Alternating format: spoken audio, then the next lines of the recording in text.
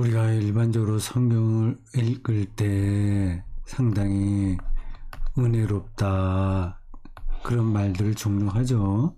물론 은혜죠. 근데 이거는 구분해야 됩니다.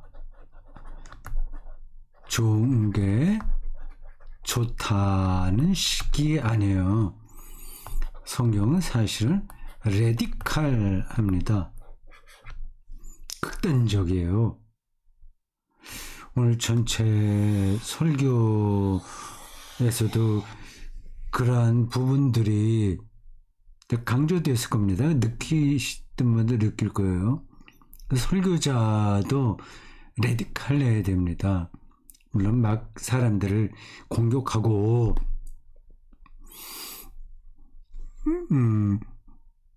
뭐 세상을 다 때려 엎을 것처럼 뭐 이런 이야기가 아니라 완전히 다르다는 거예요. 다르다. 다른 세계예요. 다른 거. 칼 바르트식으로 얘기해서 전적 타자예요. 하나님은 전적 타자. 조금 다른 게 아니라 전적으로 따라요. 이것은 곧 생명이 아주 다르다는 겁니다.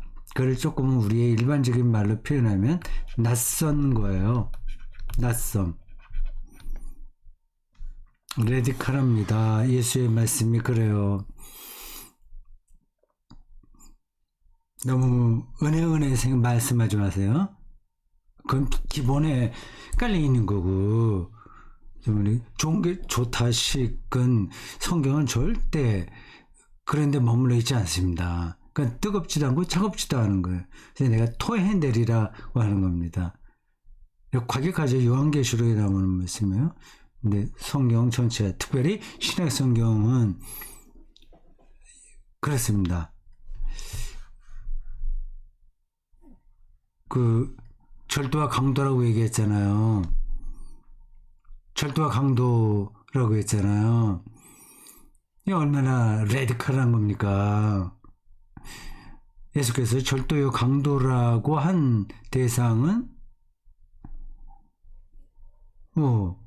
바리새인들이죠. 그 서기관이죠. 제사장이죠. 성전 청결 이야기 여러분들이 잘 아시죠?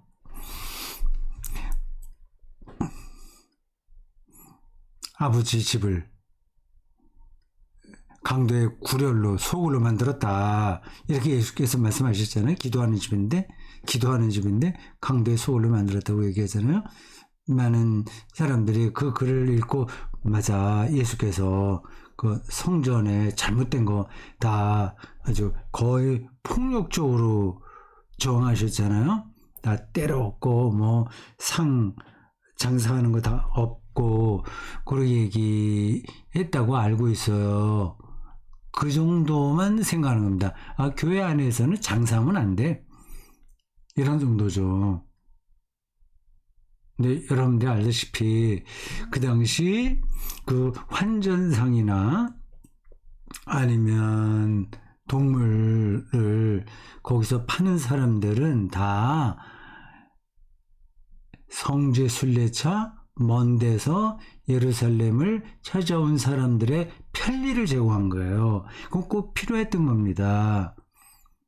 디아스포라 유대인들이 뭐 알렉산드리아 이런 데 살던 사람들이 돈을 가져오면 그걸 그대로 헌금할 수 없잖아요. 그러니까 유대 돈으로, 그 유대 돈이 있었는지 로마 돈인지 아람 돈인지 모르겠습니다만은 돈을 바꿔야 돼요. 지금도 우리가 외국에 나갈 때 우리나라 돈을 이렇게 환전하듯이 그 비슷한 겁니다. 그게 좋은 거예요. 편리하게 한 거예요. 양이나 비둘기 이런 것들도 자기 집에서 가져오게 되면 그 흠이 있으면 그 빠꾸당하잖아요. 그러니까 이미 검사를 마칠 정도로 정리된 좋은 짐승을 거기서 파는 겁니다. 근데 또 좋은 거예요. 근데 그걸 예수께서 때려 엎었다는 거 아닙니까? 거기까지만 생각을 하고, 아, 맞아요. 그 당시 예루살렘 성전은 완전히 장사꾼들로 특실돼서 예수께서 화를 낼 만해. 요 정도까지만 생각하는 겁니다. 지금 한국 교회가 그런 방식으로 돌아간다는 거는 느끼지 못하시나요? 여기서 환전상, 그리고 여러 짐승들 갖다 놓고 오는 사람들 편리하게 제공하는 듯이 돌아가는 모습들이 많이 있잖아요. 자본주의, 제가 설교 시간에 자주 이제 자본주의라는 걸 얘기하는데, 그런 방식에 우리가 물들었습니다. 헌금 종류가 얼마나 많아. 한 10가지 이상이 될 거요. 거기에 맞는 헌금 봉투가 잘 준비가 돼 있어요. 11조는 기본이고, 거기에 뭐 이거저거 여러 가지 많습니다. 무슨 감사헌금이라든지 선교헌금, 뭐 장학헌금, 두루두루. 이게 헌금, 순수하다기보다도, 장사하는 방식이죠. 헌금 장사죠. 신자들의 편의를 위해서 그렇게 한다고 하지만 결국은 헌금을 많이 내게 하기 위한 방법인 거예요. 안 그런가요?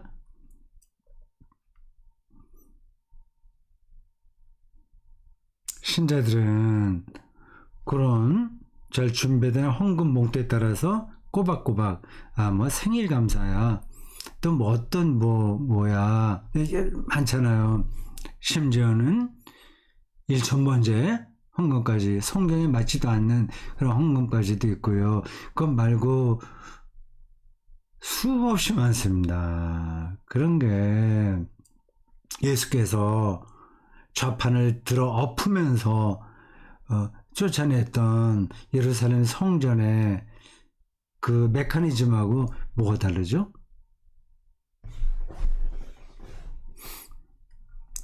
절도와 강도다라고 얘기를 예수께서 말씀하셨잖아요. 그 요한복음이 굉장히 레디컬합니다. 어떻게 보면 그 공간 복음서보다 요한복음은 좀 철학적이에요. 관념적인 게 많아요. 공간 복음은 스토리텔링 비슷하다고 한다면, 요한복음은 그것을 해석하는 거죠. 일종의 설교예요. 이제 관념적이라서 그냥 은혜로운 말씀 이렇게 생각하기 쉬운데 굉장히 레디컬합니다. 설교 시간에도 얘기했습니다만은 요한 공동체가 처한 삶의 자리가 그럴 수밖에 없었던 것 같아요. 이게 죽냐 사냐, 아니 그런 기로에 사실은 섰던 거거든요. 신약 성경을 여러분들이 뭐라고 해야 되나, 네, 성경의 도구화에 떨어지면 안 됩니다. 성경을 이용해서 그거를 도구로 삼아서 나의 종교 생활, 신앙 생활을 잘 해야 되겠다. 그게 완전히 틀린 건 아니지만 그게 핵심은 아니에요. 그래서 가끔 제가 큐티의 문제점을 얘기하잖아요. 그러니까 성서 텍스트가 안고 있는 다이내믹하고 레디컬한 그 성격을 모르고 가져다가 적당하게, 나 오늘 기도 조금 더 해야 돼. 그리고 누구를 더 따뜻한 말을 더 해야 되지. 성경 말씀을 좀 더 읽어. 이런 식으로 받아들인단 말이에요. 무엇이 절도며 강도인지를 생각하지 않는 거예요. 이게 잠들어 있는 거죠. 그래서 교회 안에서 벌어지는 이러한 예루살렘 성전 안에서 있었던 것 같은 비슷한 현상을 눈 감고 있어요. 모릅니다. 그거 다 좋은 건데? 그래서 우리 교회가 커지면 얼마나 좋아? 그래서 이걸, 좋은 데 쓰고 하는데 그럼 다 좋지. 네, 그래 생각을 합니다. 뭐, 그걸로 만족하는 분들은 그렇게 살아도 됩니다. 절도며 강도라는 게 그 당시 바리새인, 뭐 서기관, 제사장 그들을 향한 거지만 그걸 오늘 우리의 삶에서 그 말씀에 어떤 의미가 있는지를 살펴본다면 현대의 이 자본주의적 시스템 자체가 절도며 강도입니다. 소비주의, 소비를 통해서 자기가 살아있다는 느낌을 갖게 하는 괴력이에요. 힘이 너무 막강합니다. 우리의 영혼이 병드는 거죠. 스마트폰이 우리나라에서 잘 만든다고 하잖아요. 뭐 잘 만드는 거 좋죠. 그거를 장사하는 방식으로 하는 겁니다. 아예 처음부터 더 완벽하게 만들고 완벽하다기보다도 발전력을 만들고 그래서 그게 상당히 오랫동안 사용하도록 해야 되는데 1년마다 2년마다 3년마다 계속 업그레이드 되는 거를 출시하잖아요. 별거 아닌데 그 차이라고 하는 게 소비 심리에 물든 사람들은 뭐 100만 원 이상 되는 거 뭐 1년마다 2년마다 이렇게 바꾸고 하지 않습니까?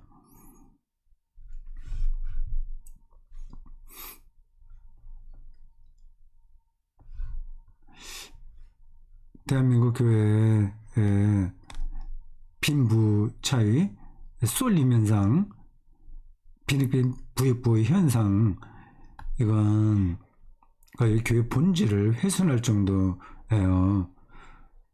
이건 제가 다른 때도 여러 번 얘기했기 때문에 그 문제 자체는 제가 더 이상 이야기하지 않고 헌금과 연관해서만 말입니다. 앞에서 잠깐 헌금 얘기를 하긴 했어요.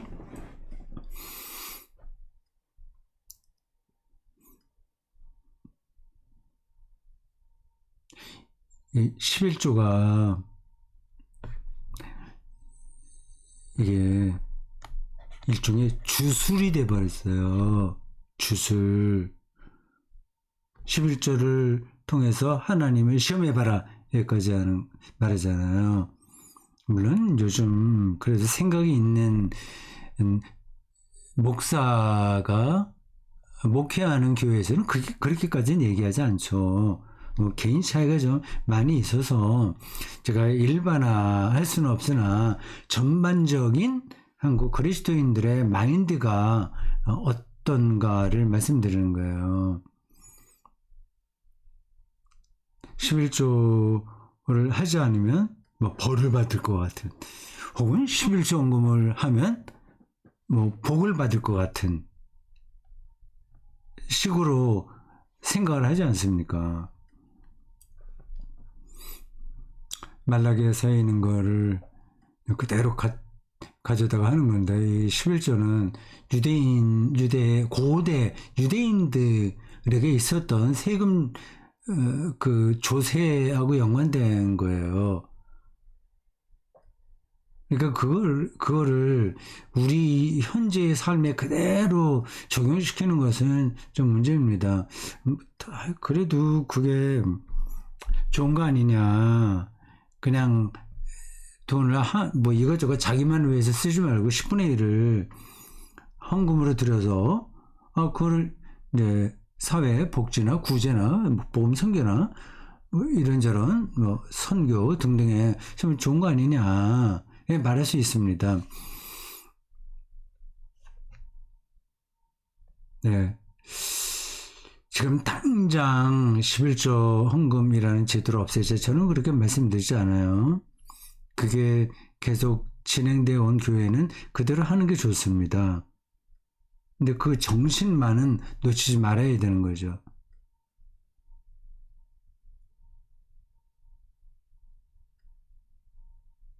이것과 연관해서는 뭐 여러 가지 해야 될 얘기가 많이 있는데 뭐 그건 즉 덧붙이진 많이 그거를 다 끌어올 수는 없습니다.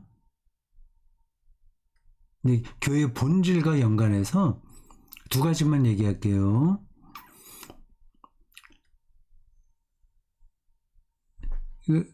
모든 교회가 예수 그리스도를 머리로 하는 하나의 교회예요. 보편적인 교회예요. 서울의 큰 교회나 시골에는 조그만 교회나 그리스도를 똑같이 머리로 하는 겁니다. 같은 지체예요. 바울이 또 약한 지체가 욕이 나다 얘기하지 않습니까? 거기 아프면 다 아파야 돼요. 또 어떤 작은 교회의 목사는 거의 생활비, 사례비를 저하고는 상관없는 얘기입니다. 제가 작은 교회에 있다고 해서 꼭 이런 말씀 드리는 게 아니라 제가 젊었을 때서부터 계속 그런 얘기를 한 거고요. 지금은 전혀 상관없어요. 은퇴 목사고 설교만 하러 나가는 사람이니까 저하고는 직접 관련도 없는 겁니다. 그러나 그게 본질이라고 하는 점에서 저 깨어있는 그리스도인들이 이런 부분들을 좀 생각해야 된다는 그런 뜻으로 말씀드리는 거예요. 교회가 하나예요. 그러면 작은 교회 뭐 30대, 40대 자녀들 둘 있고 하는데 최저 생계비도 못 받잖아요. 그럼 이건 한국교회 전체가 책임을 져야 되는 문제거든요.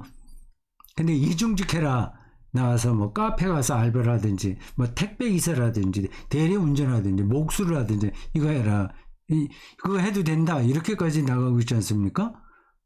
그래서 웃기는 상황이에요. 그 이중직에 대해서는 지금 제가 더 이상 말씀드리지 않겠습니다. 그 정도까지 이 상황이 이상하게 지금 굴러가고 있다는 얘기입니다. 그러니까 헌금이 바르게 사용돼야 되죠. 큰 교회에는 넘치잖아요. 좀 차고 넘치잖아요. 대기업처럼 말이죠. 그래서 목사 연봉이 1억이 넘기도 하고 그 다음에 자기 뭐 판공비 뭐 이런저런 마음대로 쓸 수 있는 게 몇 억씩 되고 그런 교회들도 뭐 많지는 않겠지만 있다고 합니다. 그건 이제 잘못된 거죠.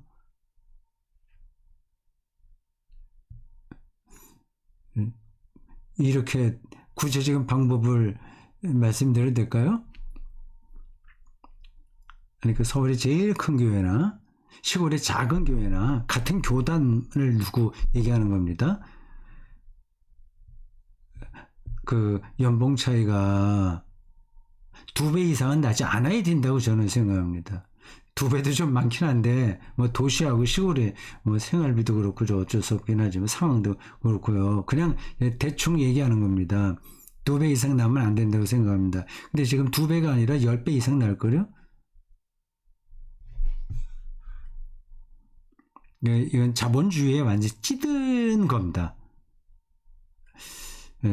설교 시간에 얘기했습니다만은 좀 깨어있는 신자들이 대형 교회, 중대형 교회 헌금이 재정이 차고 넘치는 교회에 다니고 있다면 헌금을 작은 교회로 돌리는 거 난 좋다고 생각합니다.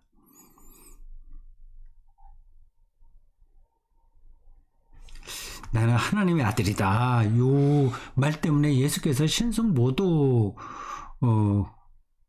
이런 말을 들었잖아요. 돌로 치려고 했잖아요. 인간이면서 어떻게 하나님을 참칭하냐 그런 거였습니다. 이게 무슨 뜻인지를 모르고 그렇게 이제 달려들어서 죽일 듯이 지금 하는 겁니다. 예수께서 난 하나님의 아들이야. 난 메시아야. 난 구원하려고 세상에 하늘에서 여기 왔어. 그렇게 말씀하셨을 것 같습니까?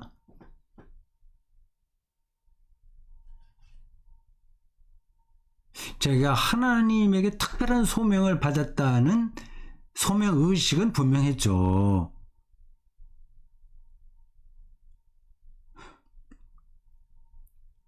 그러나 예수는 한 번도 제 머릿속에 남아있는 성경의 근거에서 본다면 명시적으로 내가 하나님의 아들이야 이렇게 말씀하지 않았습니다. 왜 그런 표현들이 있는데 왜 그렇게 얘기하냐? 그거는 제자들의 신앙 고백이에요. 요한복음 특별히 더 그렇습니다. 만약에 아주 일반적으로 알고 있는 그런 관점에서 하나님의 아들이라고 한다면, 즉 인자라고 한다면, 종말 아래 세상을 심판할 그분이라고 한다면 왜 십자가에 죽어요? 말이 안 되거든요. 본문이 그 뒤에 다 얘기합니다. 나는 하나님의 아들이다. 이건 곧 요한복음 공동체에 속해 있는 사람들이 또 당시 그리스도인들이 예수를 하나님의 아들로 고백했다는 뜻이에요. 저 말은 예수에게 하나님이 계시됐다는 뜻입니다. 그게 이제 하나님 내 안에 아버지가 있고 아버지 안에 내가 있다. 그렇게 표현된 거예요. 그러니까 예수의 가르침과 예수의 행위와 그에게 나타나는 모든 운명을 보니 그건 하나님에게만 가능한 일들이야. 이런 깨달음이 있었던 거예요. 제자들하고 초기 그리스도인들이요. 그래서 그는 하나님의 아들이다. 이렇게 고백할 수 있었던 겁니다.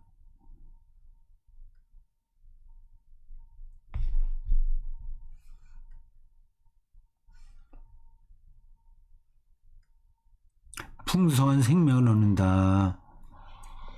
양의 문이다. 그 뒤로 나가면 선한 목자다 이런 말씀도 나오죠. 생명을 얻는다. 조에라는 그리스어입니다. 생명이 뭔지 사실은 아직까지 다 드러나지 않았습니다. 물리학적이고 생물학적이고 사회학적인 심리학적인 사회 사회학적인 여러 가지 관점에서 생명에 대해서 사람들이 얘기를 하죠. 오늘날은 뇌과학, 뇌가 인간이다 그렇게 얘기하는 사람들도 있잖아요. 이기적 유전자에서 유전자 결정론이에요.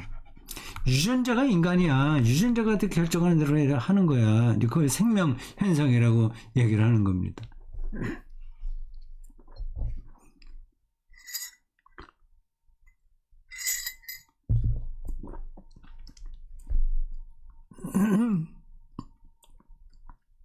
설교자들은 생명이란 무엇인가에 대해서 계속 생각을 해야 됩니다. 그리고 배워야 됩니다. 저런 주제로 쓴 책도 많아요. 그러면 인간이란 무엇인가라는 것도 다 생명이란 무엇인가 하고 다 있는 거예요. 우리가 그걸 알아가고 있는 중입니다.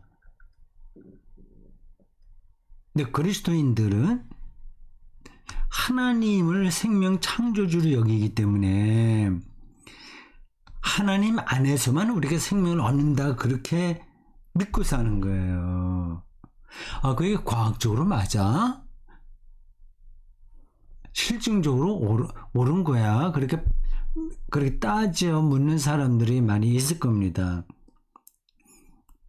그건 이제 설명을 해야 되는 거예요. 그게 변증이에요. 이게 이런 가르침이 왜 옳은지에 대한 변호, 변증, 이게 바로 신학의 출발점이죠. 근데 변증하려면 그러면 그들의 질문이 뭔지 그리고 생명이 뭔지에 대해서 철학과 과학이 얘기하는 것도 알아야 되지 않겠습니까?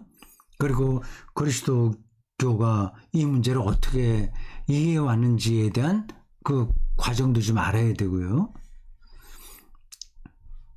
아직까지 다 이게 밝혀지지 않았으나 우리 그리스도인들은 창조주 하나님 안에서만 생명을 얻을 수 있다고 그렇게 믿고 삽니다. 이게 그러니까 허튼 얘기가 아닌 거예요. 하나님 안에서만이라고 할 땐 또 하나님에 대해서 더 생각을 해야 되지 않겠습니까?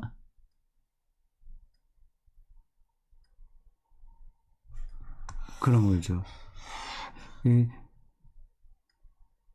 생명이란 무엇인가, 혹은 풍성한 생명을 얻으리라는 그런 문장 하나만으로도 많은 이야기가 필요합니다.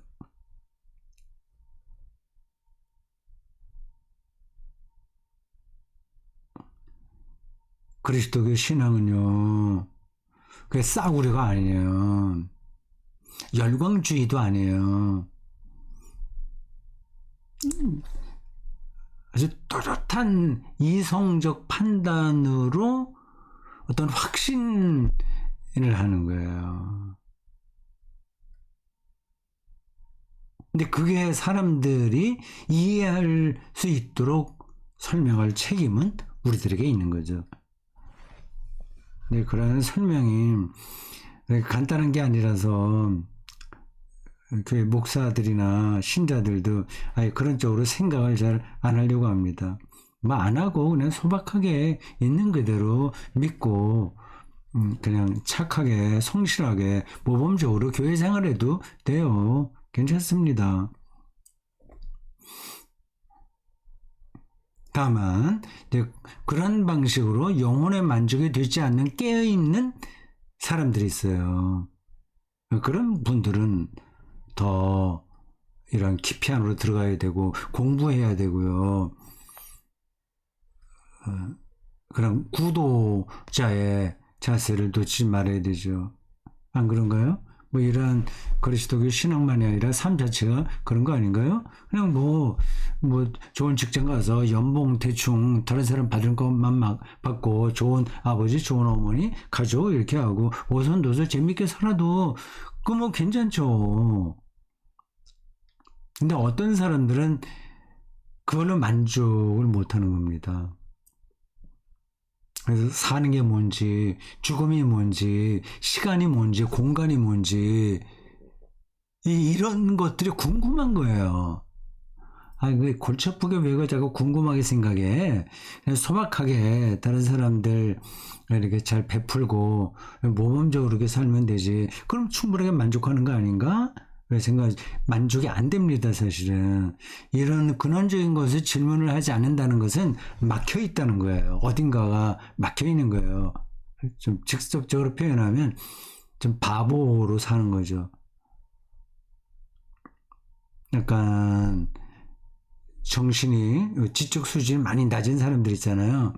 어디 경계선에 있는 사람들. 그러니까 뭐 생각을 판단을 잘 못하잖아요. 뭐 그런 사람들도 착하죠. 그런데 또 그런 삶이 옳다고 얘기하는 수 없잖아요.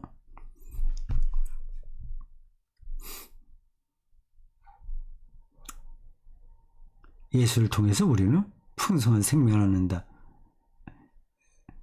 단순히 휴머니즘에 머물지 않아요. 율법에 머무르지 않아요. 더 근원적인 생명의 깊이로 들어가려고 하는 거예요. 거기서 필요한 것은 예수 하나님 경험이다. 이런 이야기를 설교 시간에 했습니다. 하나님의 경험. 예수가 하나님을 어떻게 경험했는지.